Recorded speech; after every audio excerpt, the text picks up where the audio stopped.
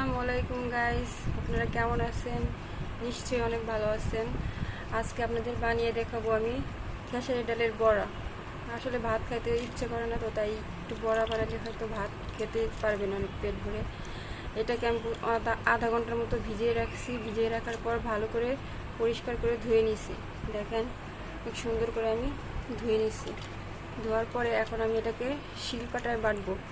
শিলপাটায় বাটলে বড়াটা বেশি একটু ভালো হয়, কিন্তু আপনারা ব্লেন্ডারও করতে পারেন, কিন্তু শিলপাটায় বাটলে বড়াটা অনেক ভালো হয়।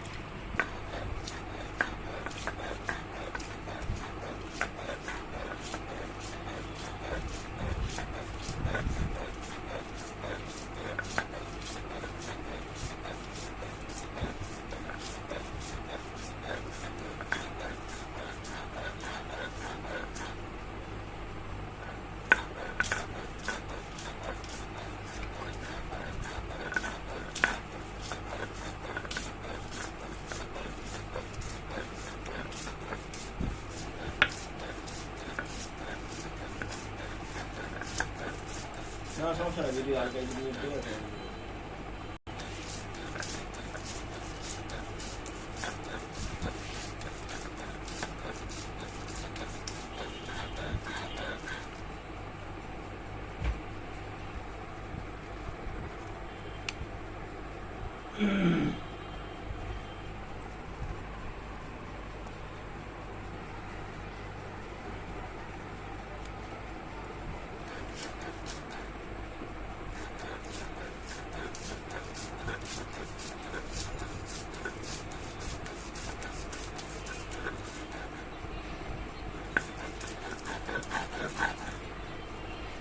গাইস, আমার বাটা শেষ। এখন দেখেন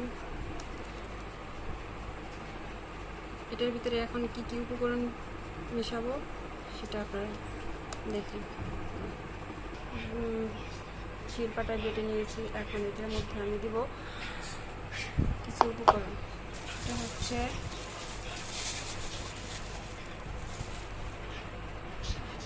চাউলের গুঁড়া দিব 2 চামচ। দিলে বড়াটা হচ্ছে মচমচে হবে এবং খেতে অনেক মজা হবে।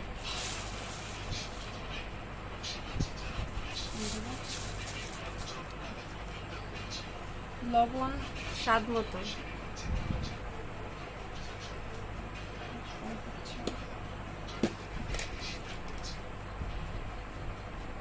ভালো পাকিস্তান লাগিয়ে গেল। হলুদ গুঁড়ো।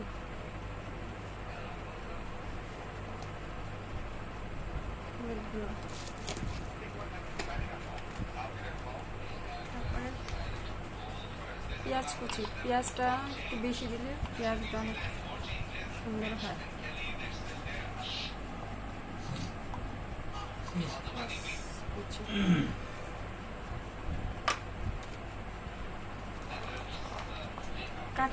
কাঁচামরিচটা কেউ বেটেও দিতে পারেন, কিংবা কুচি কুচি করে কেটেও দিতে পারেন। কুচি কুচি করে কেটে দিলে খেতে স্বাদ হয়, কারণ কি মরিচটা যখন কামড় লাগবে তখন অনেক মজা লাগবে।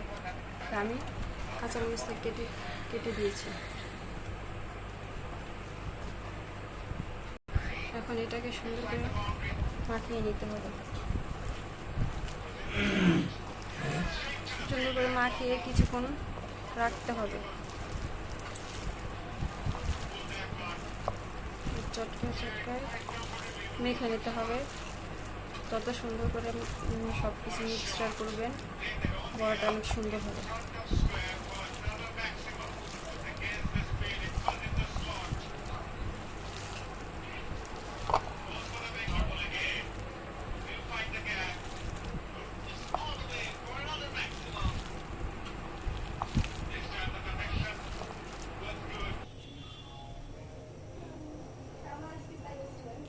তেল দিয়ে দিলাম।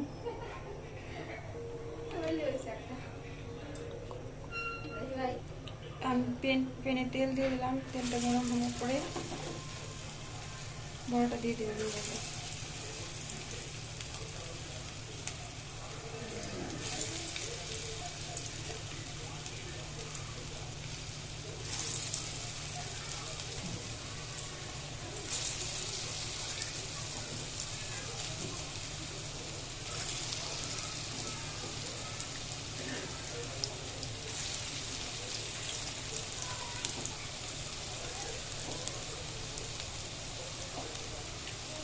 হালকা মিডিয়াম হিটে রাখতে হবে।